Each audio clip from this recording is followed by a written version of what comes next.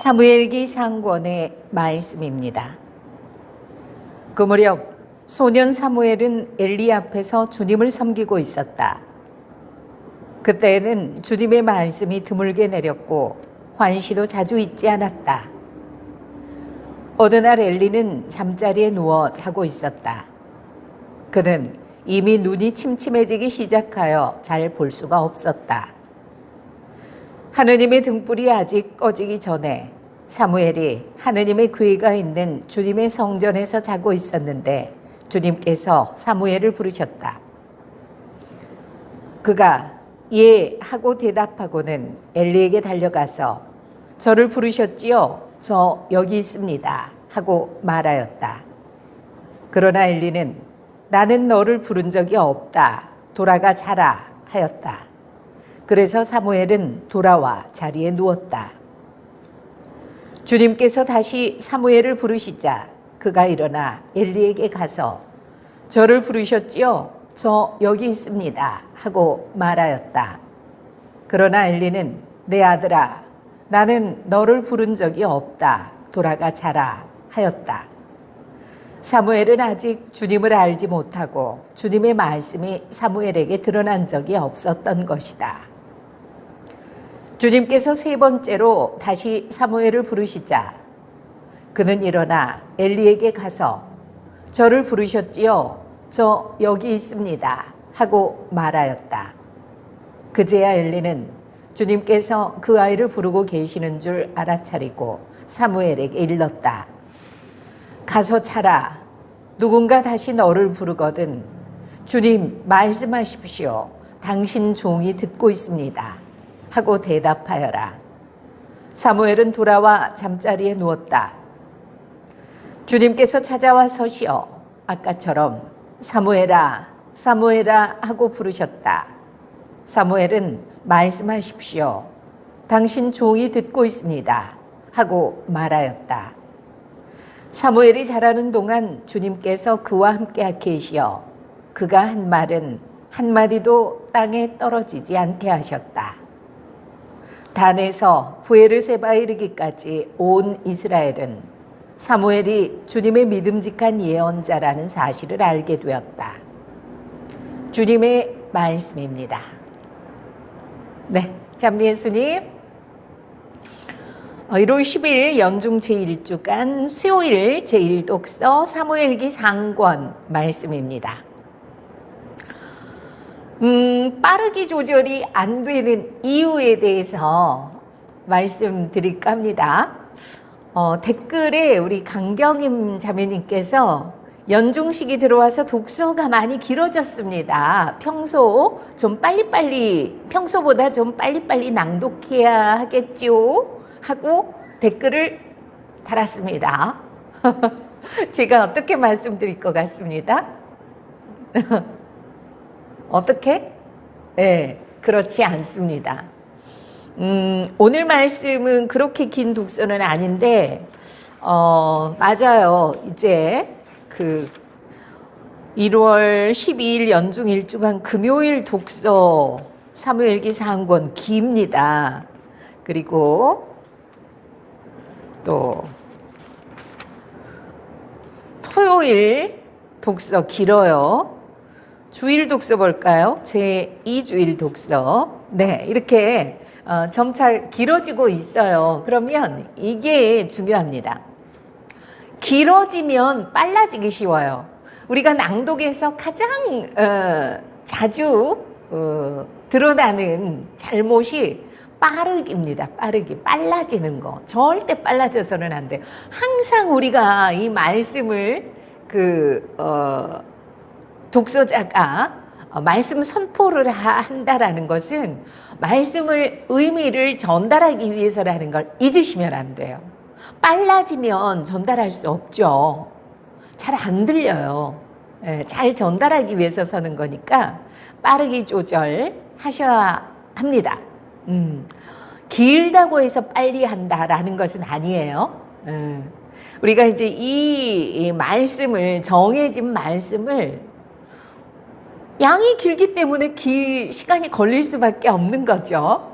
우리가 평소에 이 말씀 낭독 말고 어디에서 발표를 한다거나 대화를 한다거나 이럴 때도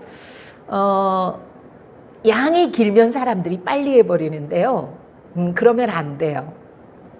그러면 양을 줄여야 돼요. 시간은 정해져 있고, 그리고 내가 뭔가를 해야 된다고 할 때는 양이 많으면 막 빨리 해서 끝내는 게 아니라 오히려 양을 줄여서 정확하게 전달하는 게 중요하겠죠. 그런데 말씀 독서할 때는요, 당연히 이 말씀은 오늘 정해진 분량이거든요. 이 전래 흐름상 꼭 전달해야 되는 부분이거든요. 그래서 길어진다고 해서 빨리 해야 된다는 그 강박감은 없으셔도 될 것 같습니다.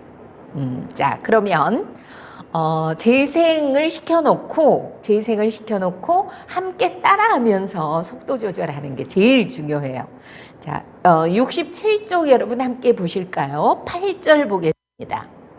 주님께서 세 번째로 다시 사무엘을 부르시자 그는 일어나 엘리에게 가서 저를 부르셨지요? 저 여기 있습니다 하고 말하였다.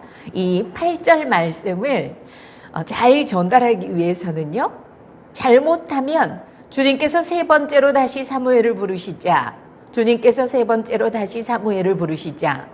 전혀 전달력하고 무관한 낭독을 했습니다. 그래서 속도 조절되지 않았죠. 자, 호흡 조절, 숨을 잘 쉬어야 전달력도 높아지고 그리고 속도 조절도 가능합니다. 그래서 말하기에서요, 이 호흡은 정말 어떤 요소에도 다 작용이 됩니다. 목소리 볼륨감에도 작용을 하죠. 이 속도 조절하는 데도 작용을 하죠. 리듬감 생기는 데도 이 호흡이 굉장히 중요한 역할을 하거든요. 자, 보십시오. 주님께서 세 번째로 다시 사무엘을 부르시자 여기까지가 큰 꾸러미 하나예요. 그 다음에 그는 일어나 엘리에게 가서 여기까지가 두 번째 꾸러미.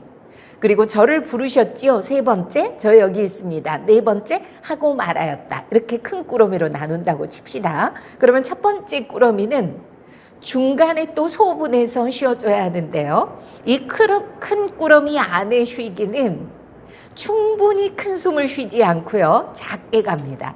주님께서 세 번째로 다시 사무엘을 부르시자 호흡을 하진 않고 끊어서 구분만 해주는 정도예요.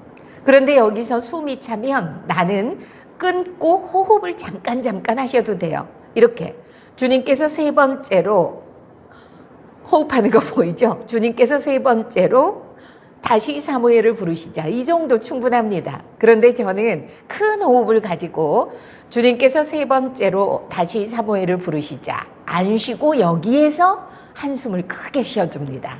이것은 개개인의 이 호흡 양이 다르고 또 이 호흡하는 훈련이 안 되신 분들은 한 번쯤 중간에 쉬어주는 게 훨씬 리듬 잡는 데 도움이 되고요. 그리고 계속 끌고 가는 힘도 키울 수 있으니까요. 이 부분 재생시켜 놓고 저랑 같이 해보십시오. 지금은 일단 저랑 해볼게요. 시작.